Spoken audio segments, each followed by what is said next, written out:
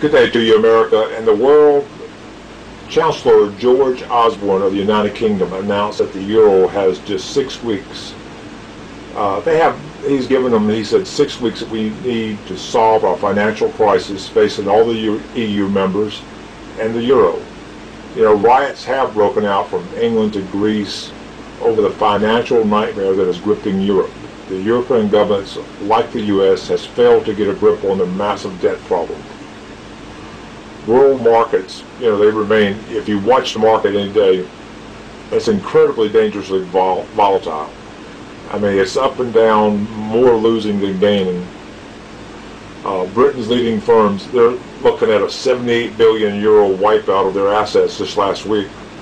Economists at the Royal Bank of Scotland predict that Europe is falling back into a recession. Hey, I hate to tell you, good folks, and our own idiot government and leader, but we've never been out of recession. You look at the millions of Americans who lost their jobs and homes over the past several years. Every month, it's several 100,000 people losing jobs and homes. That is, you know, the government likes to call it a recession. I think when you got millions happen to them, that's happening to millions of people a year. That's a freaking depression, you idiots. You know, the same thing now is happening all across Europe, only faster and bigger.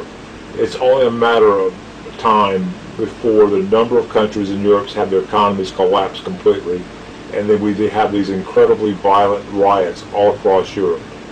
Once it begins in Europe, it's only a matter of time for it to begin in America, because America and American banks have a huge stake in the European economies doing well.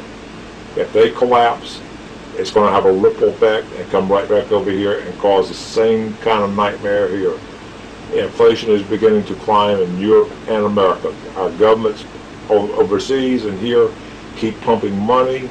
They keep making more money, printing more money and pumping it into the economy, which is a bad idea, and they're having no or little success at doing this. The result of the major countries turning to socialism, that is the cause for all this. Europe went socialist a couple of decades ago, and now they are paying the price. America started to slide into socialism, becoming the welfare nanny to all these bums in our country.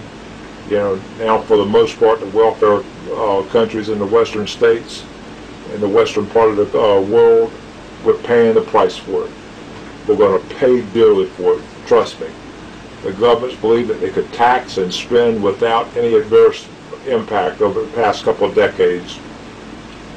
Big government has never and will never be the solution. It will always be the problem for the people. Just remember that, folks. Big government has and will never be the solution. They cannot take in all the money and give everything to everybody. It's just not freaking possible. You're going to have what you have now, economic collapse. You know, you're going to have economic collapse when you have big government trying to make everybody welfare slaves to the federal government, and with welfare Obama as the king. It's a failure. He's a failure. This whole thing is collapsing. Now you have a nice day, because I certainly am going to have one myself.